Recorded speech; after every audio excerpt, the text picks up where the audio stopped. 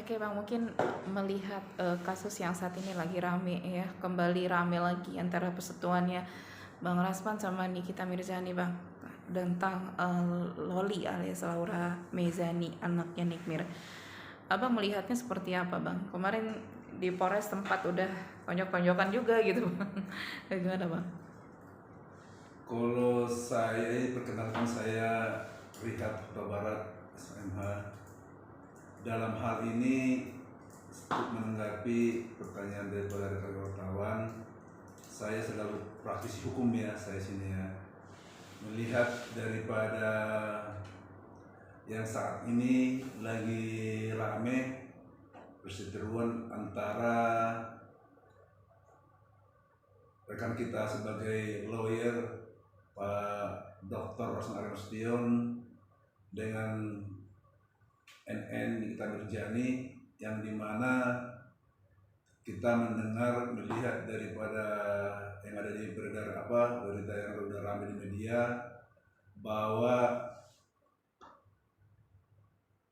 terjadinya adanya peristiwa hukum yang dilakukan oleh Nikita Mirzani terhadap istri daripada Dr. Rosman Nasution dan juga terhadap Rosman Nasution, yang diduga keras telah melakukan suatu perbuatan penganiayaan, yang dimana kita mendengar informasi dan itu langsung dilakukan di Polres Jakarta Selatan dan di depan para penegak hukum, para penyidik yang ada bertugas pada malam itu di Polres Jakarta Selatan.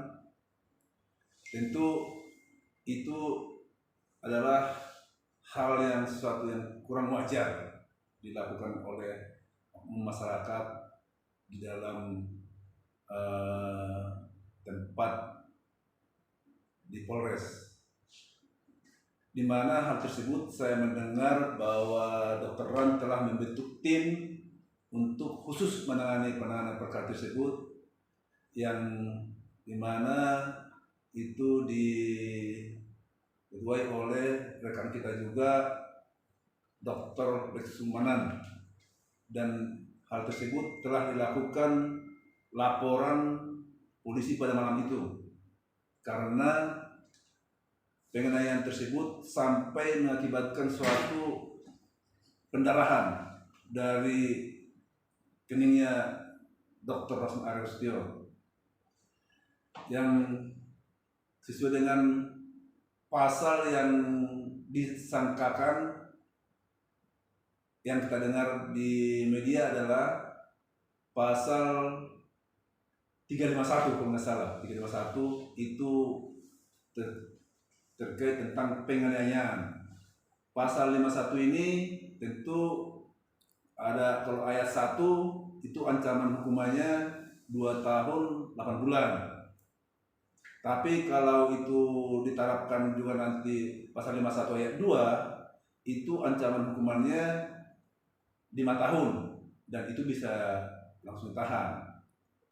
Dan kalau memang pasal 51 ayat 3 itu apabila penganiayaan tersebut mengakibatkan orang meninggal, itu ancaman hukumannya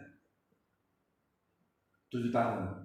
Jadi ini ya kita tidak tahu persis yang diterapkan di dalam kasus ini pasal, tapi yang jelas sudah pasal 51, cuma ayatnya berapa, karena itu kan ayat 1, ayat 2, ayat 3, ayat 4 itu berbeda.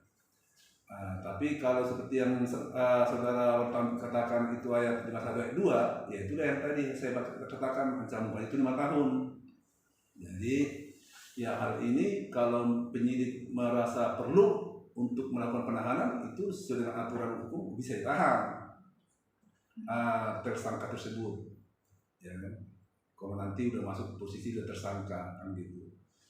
Dan saya pikir hal ini memang sangat sangat jadi suatu sangat atensi dan perhatian, karena memang langsung di depan para petugas penyidik ini dilakukan pelanggaran hukum ini, penganiayaan ini. Jadi ya saya pikir ya kalau penyidik melakukan suatu penanganan yang cepat dalam hal ini tuh wajar-wajar saja, karena memang peristiwanya jelas di hadapan mereka, di depan para penegak hukum kan begitu.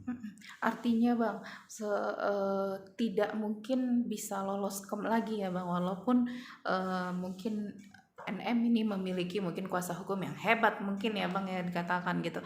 Apakah nantinya akan ada kemungkinan untuk lolos dari jeratan hukum nggak sih sebenarnya deh Bang?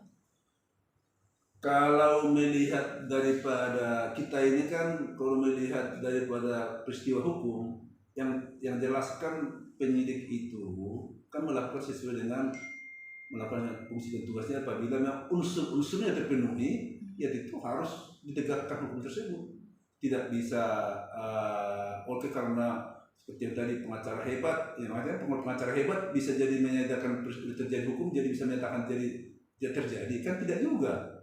Kan ini kan hak di sini kan jadi hak prerogatif daripada penyidik. Ya apalagi ini udah secara terang benderang peristiwanya di depan mata oleh penegak aparat hukum dan penyidik. Ya jadi suaranya nggak ada yang perlu lagi di sini. Udah jelas unsur-unsurnya ini bisa terpenuhi. Ini masalah unsurnya terpenuhi, ya harus dilakukan penegakan hukum sesuai dengan unsur-unsur yang sudah menurut penyidik sudah terpenuhi. Jadi tidak ada menjadi suatu halangan apapun menurut saya sebagai misalnya praktisi hukum yang bisa untuk jadi unsurnya sudah terpenuhi, jadi malah menyediakan suatu untuk menghalang, untuk kalau sudah terpenuhi tidak ada alasan hukum apapun untuk menghalangi hal tersebut, untuk penegakan hukum tersebut untuk dilakukan.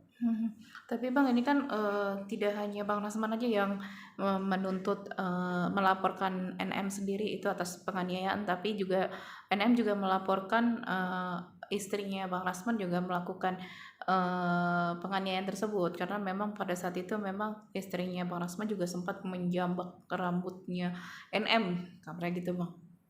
Nah ini yang saya bilang tadi, masalah ini saling lapor melapor kan gitu, itu kan hak punya masyarakat masing. Tapi kan penyidik nanti yang melihat laporannya NM apakah laporannya itu nanti terpenuhi unsur sesuai dengan dilaporkan. Kan itu kembali saya bilang tadi kan tergantung pidana itu. Hukum pidana itu adalah bisa ditindaklanjutin lapor tersebut apabila memang penyidik dalam melakukan penyidikan itu melihat unsur yang laporannya itu memang terpenuhi unsurnya. Jadi kalau memang terpenuhi unsurnya, ya haruslah dilakukan penegakan hukum tersebut. Misalnya udah harus ditetapkan sebagai tersangka. Setelah itu kalau memang dianggap penting untuk ditahan dengan dilancarnya proses penyidikan, bisa ditahan. Atau misalnya kalau udah memang cukup misalnya unsur pidananya, harus segera dilakukan, kirimkan berkasnya ke kejaksaan ke-18, ya kan. Kalau menurut kirim kejaksaan, jaksa melihat unsurnya, petunjuknya unsur pidananya sudah terpenuhi, bisa langsung ke 21. Tapi kalaupun misalnya jaksa meneliti berkas perkara ini masih ada unsur-unsurnya yang harus masih dilengkapi, biasanya kan ada 19 yang petunjuk, lengkapin ini kan begitu kan petunjuknya. Setelah dilengkapi, kembalikan lagi berkasnya. Terus jaksa sebagai kita menganalisa lagi berkas tersebut dan meneliti, dianggap sudah cukup bukti, sudah cukup unsurnya ya, bukan bukti ya, sudah cukup unsur pidananya, maka mereka naik ke 21.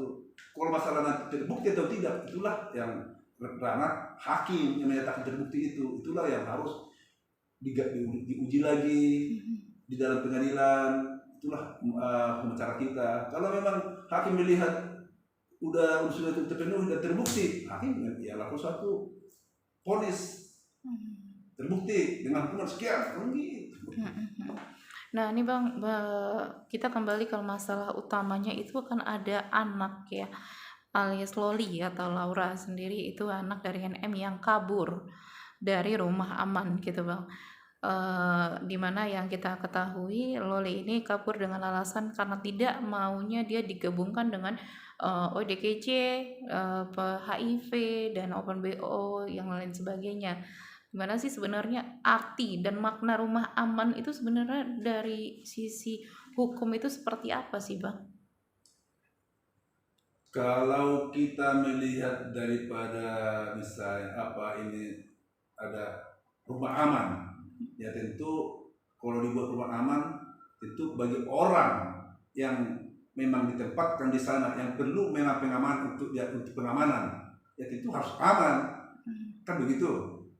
Tapi kalau memang ada seperti siapa tadi namanya Loli, anaknya apa kerjanya ya merasa tidak aman, ya mungkin dia melihat tidak aman untuk dirinya di situ, makanya dia mungkin keluar dari sana atau tadi bahasa seperti bahasakan wartawan kabur, ya mungkin karena merasa dia nggak nyaman karena tidak sesuai dengan definisi rumah aman tersebut yang diharapkan sama dia, kan begitu. Artinya memang sebenarnya rumah aman itu bukan hanya sebatas rumah biasa yang untuk berlindung aja, tapi memang benar-benar untuk merasa kenyamanan bagi si penghuninya gitu ya Bang ya? Ya tentu karena kenapa orang misalnya menempatkan atau taruhlah misalnya orang tua menempatkan anaknya di rumah aman, karena mungkin merasa orang tua tersebut kalau tidak sementara kalau bukan di situ mungkin merasa anaknya itu kurang nyaman. Jadi artinya kan kalau ditempatkan di rumah aman ya harus memang mendapatkan penempatan pelayanan yang benar-benar aman terhadap anak tersebut, kan begitu. Oke. Nah, ini ngomong soal kasus dari Laura sendiri, Bang. Ini kan Bang Rasman juga sempat mungkin kita tanya sama Bang sebagai seorang teman atau sebagai praktisi hukum juga nih, Bang, gitu. Karena di sini Bang Rasman ingin adopsi Loli sendiri gitu, di mana itu permintaannya Loli. Di mana permintaannya Loli tersebut. Apakah ini melihat kondisi orang tuanya Loli yang sedang berseteru dengan Rasman Arief Nasution ini, apakah memungkinkan untuk Bang Rasman sendiri mengadopsi dari mengadopsi Loli ini, Bang? Ya kalau saya lihat, kalau melihat kondisi saat ini ya, karena ya untuk mendapatkan adopsi itu tentu kan banyak persyaratan secara hukum. Ya tentu juga salah satu syarat ya tentu orang tua daripada anak ini pun harus juga memberikan izin untuk diadopsi, kan gitu. Ya ini sementara kondisi saat ini kalau ada niat, ada permohonan dari si anak siapa namanya Loli ya untuk kepada rekan kita Pak Rasman untuk diadopsi, ya tentu ini kan harus banyak syarat-syarat, ada suatu aturan-aturan secara hukum yang harus diikuti secara regulasi hukum yang harus terpenuhi. Jadi yang jelas salah satu ya memang bahwa baik misalnya yang diadopsi maupun yang mengadopsi harus mengikuti regulasi aturan hukum yang berlaku di negara kita ini. Apabila nanti tidak ada hal-hal yang tidak terpenuhi, berarti tidak kalau syaratnya tidak terpenuhi berarti tidak bisa, kan begitu. Nah, Bang, mengenai syarat, Bang, kemarin kan udah katanya Bang Rasman udah bilang dia siap juga untuk menjadi orang tua bagi Loli, dan NM juga mengatakan bahwasannya silahkan ambil seperti itu. Hanya statement dari ucapannya NM sendiri gitu. Apakah itu sudah memperkuat untuk menjadi syarat atau seperti apa, Bang?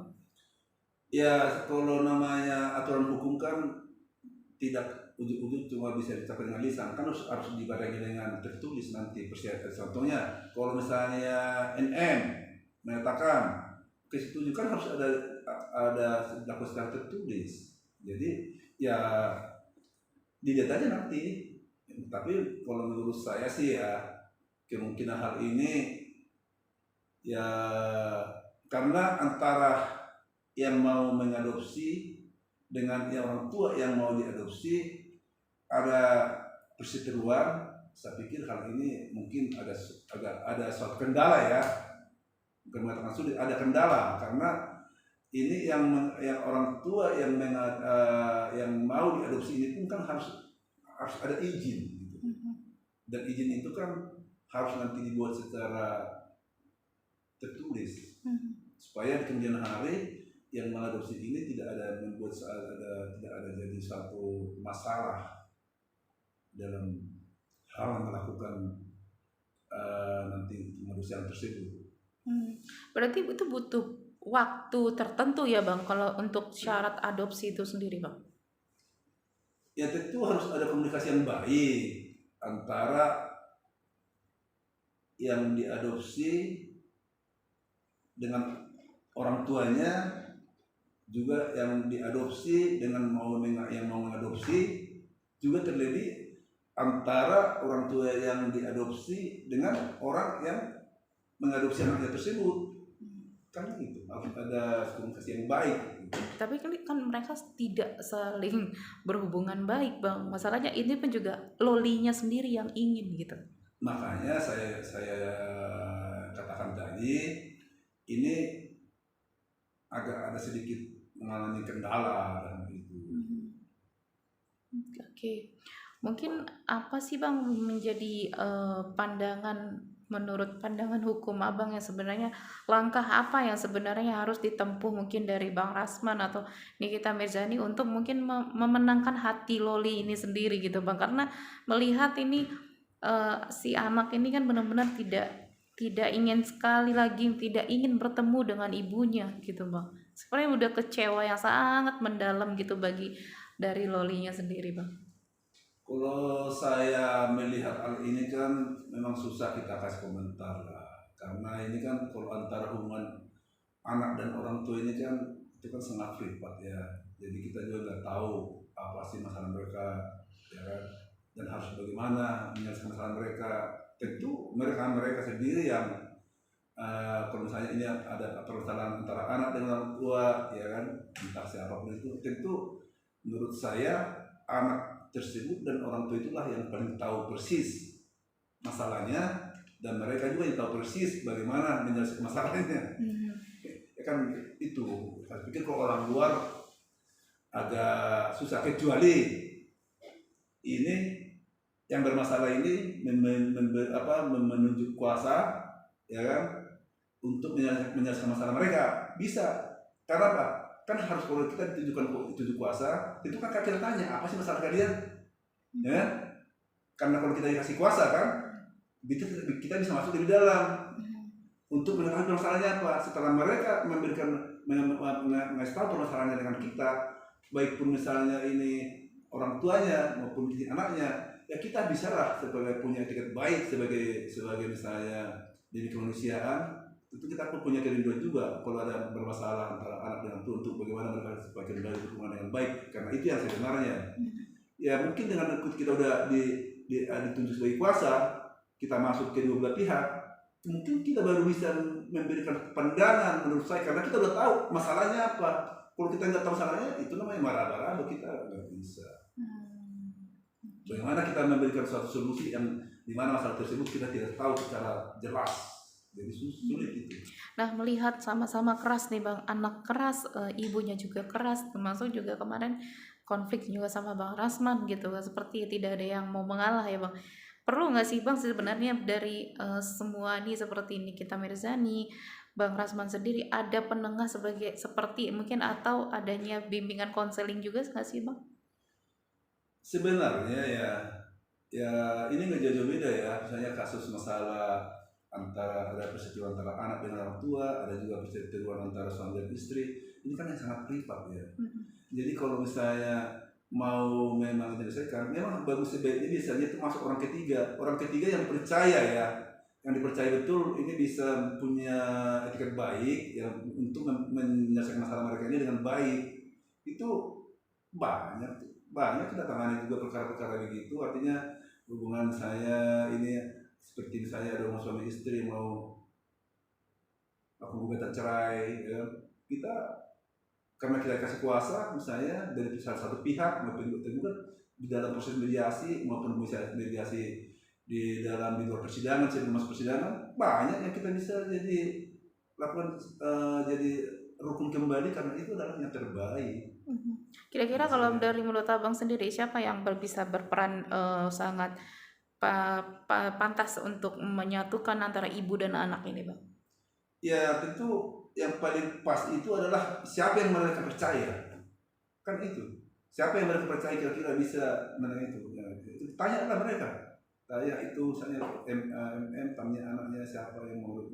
Apakah dari pihak KPHI sendiri itu sangat diperlukan, Pak, sebenarnya? Ya tentu itu masukan juga, tapi terkadang kan karena ini masalah seperti yang tadi kan masalah sangat, ini bisa katakan sangat privat dan juga sangat sensitif ya kan. Jadi memang harus mereka yang sebenarnya melihat, oke nih orang ini yang bisa nih kan gitu, bukan harus posisi siapa bukan, kayaknya tergantung kedekatan mereka siapa yang bisa menurut mereka, dan biasanya harus yang bisa netral, jangan berpihak. Kalau berpihak bisa susah itu, tapi harus yang netral, yang benar-benar netral, bisa berkomunikasi kedua belah pihak ini untuk memberikan masukan-masukan yang baik, pemahaman yang baik, bagaimana sih sebenarnya untuk jadi orang tua yang baik, orang tua atau seorang anak yang baik bagaimana ya kan gitu kan. Jadi nggak harus selalu diungkit misalnya suatu kekurangan, karena kalau ada masalah itu kan jangan apa kekurangan itu harus diabaikan.